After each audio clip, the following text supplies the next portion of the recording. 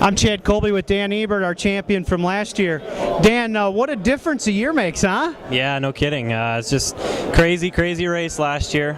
We're coming back and doing it again, obviously. You know, tell us a little bit about the difference in preparation. I mean, you're riding with the whole factory group. There's a whole bunch of you getting ready out of the same trailer. And last year, with all the drama that happened, you know, obviously you got the win, which is something that's going to go down in history. But this year, coming in as the, dare I say, defending champion, the preparation had to be different in your head. Yeah, for sure. You know, coming into it last year, it was kind of a last-minute deal. We decided to throw a practice sled together and get a baseline set up from buddies of ours, and we just went out there and raced. Not very prepared at all. As crazy as it sounds, luckily our Hardy Cat Speedworks snowmobile held up awesome to the conditions. We had very minimal troubles.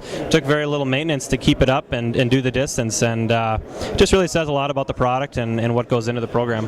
You know, tell us about this week leading up to this race. I'm guessing as the defending champion, you were looking at things pretty close, because obviously winning one's awesome, but there's a lot of guys that have won 2 or 3 of these, and obviously you're one of those guys that could do that. Was the preparation different at all this week?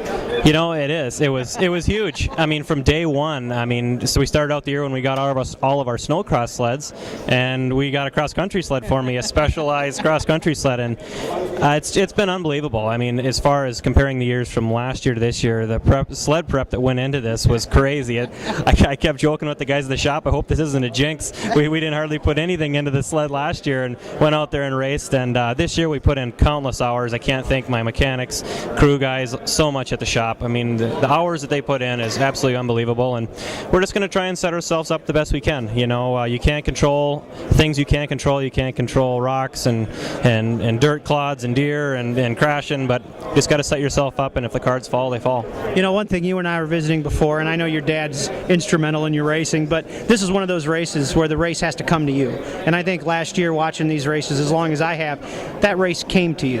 And that's one of the things in setup with your dad helping and so forth too. I'm sure he's helped influence some of that. Oh, for sure. You know, I mean, you can't win it in the first 20 miles, first 50 miles. You can't win it in the first 100 miles. Right. You know, you need to be there at the end. You know, Danny Ebert, an awesome guy in the sport, he told me, he said, Dan, if you're within 5 minutes the last day, anything's possible. And, you know, you just got to set yourself up for being there at the end. You know, you can't go out there and say, you know, I'm going to win this race. I'm going to win it today. All you're going to do is, I believe, ride at not over your head, but you got to go at obviously a quick pace, and just be there at the end, I think, is the biggest thing. You know, Dan, one thing real quick, you know, we're talking super cold weather tomorrow. You know, obviously you're an experienced racer. What do you do different when these temperatures are going to go as cold as they're going to be tomorrow? Is there anything different in your physique or anything, clothing-wise, anything you change up, knowing it's going to be 30, 40 below? Yeah, you know, you just definitely got to prepare for the conditions. Obviously, thicker gloves, you know, make sure your face is covered.